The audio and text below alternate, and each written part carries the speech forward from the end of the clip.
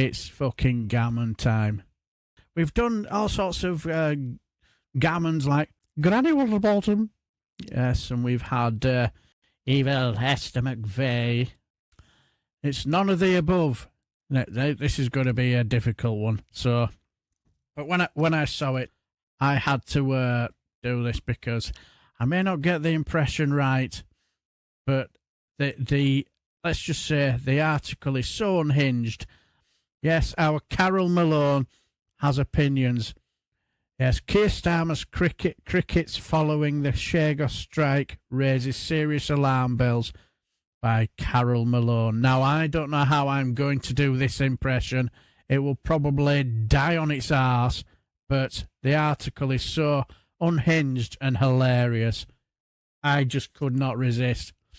So, if this impression is so wide of the mark, please forgive me, but the article will more than make up for it because she is fucking nuts. She is bonkers. Everyone wants to know why Starmer didn't design to tell the nation that Iran had launched a long-run missile attack on Diego Garcia, British sovereign territory. Carol Deep Throat. But I'm not sure it works, really. So I will try and do my best Carol Malone impression, even though it will die on its arse. But the article is hilarious. Everyone wants to know why Starmer didn't deign to tell the nation that Iran had launched a long-range missile attack on Diego Garcia, British sovereign territory. Has anyone considered the possibility that he didn't even have a clue that it had happened and that he, along with the rest of us, learned about it from the Wall Street Journal? I'm not even joking.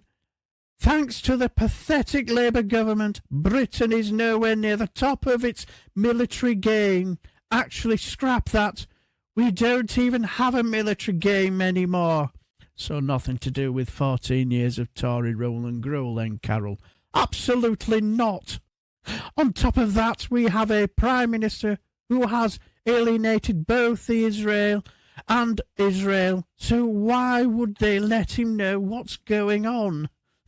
And just think what might happen now if Iran tries to hit Diego Garcia again and we ask the US for help.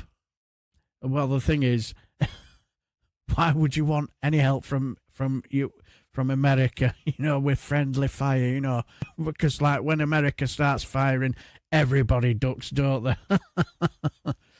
You can probably guess what Trump's reaction would be.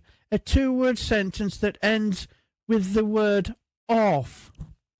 I don't know what you mean by that, Carol. You sound a bit unhinged. But even when this government did find out about the attack, its immediate response was to hide it from the British people. And there are 2 reasons Starmer and co would have done that. First, because they really didn't have a clue what to do, and so were buying time to formulate some kind of response. And second, because they think we don't matter, this government has always treated the British people with disdain and disrespect. I think you're getting them mixed up with the Tory party, Carol. Like we're an irrelevance, so why would they tell us about something as important as an attack on British territory? Of course, they've got to have the picture of Keir with his hand over his mouth, looking as though he's out of his depth and doesn't know what he's talking about, or something, with a little picture of Carol Malone looking smug and proud of herself because she sounds incredibly unhinged. But anyway, do continue, Carol. The attack on Diego Garcia was launched at 2 a.m. last Friday, but disgracefully it took the MOD until 10:30 a.m. on Saturday to finally admit that it had happened. And when asked why it had taken so long, the predictable response was that they couldn't give specific details about attacks because it would compromise our future safety. Sorry if the impression is as bad as a dog's dinner. I'm doing my best. Which is bullshit, for we don't have a response, so we're going to hide behind this old chestnut. Starmer's primary role as Prime Minister is to protect the security of this country and everything that threatens that the British people need to know about pronto. A government that tries to cover up this kind of danger doesn't have our best interests at heart, only its own. But what this cover-up screams aloud and clear is that it is this government's DNA to lie. For weeks, we've been told that Iran didn't have the capability to hit Britain, and now it turns out it may very well might have. Yet Starmer had ministers out all weekend saying it just wasn't possible. Calm down, Carol, calm down.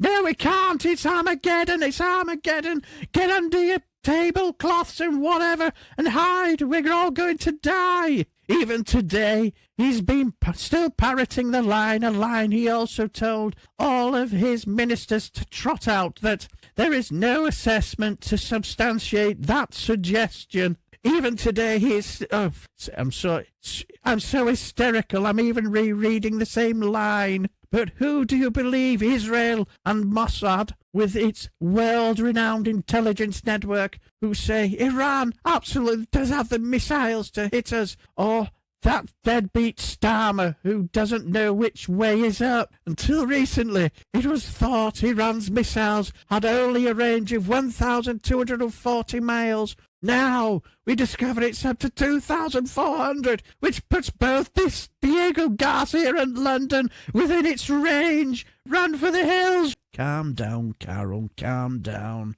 Yes, you're quite right. Quite right.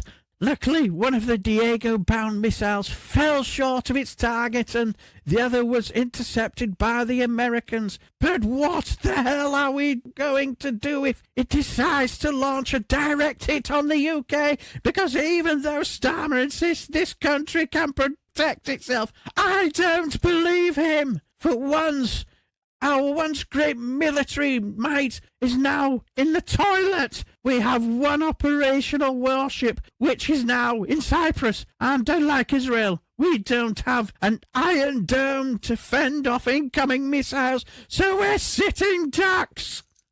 We have systems and defences in place that keep the United Kingdom safe, says Starmer. Nope, not buying it. And neither does Mark Almond.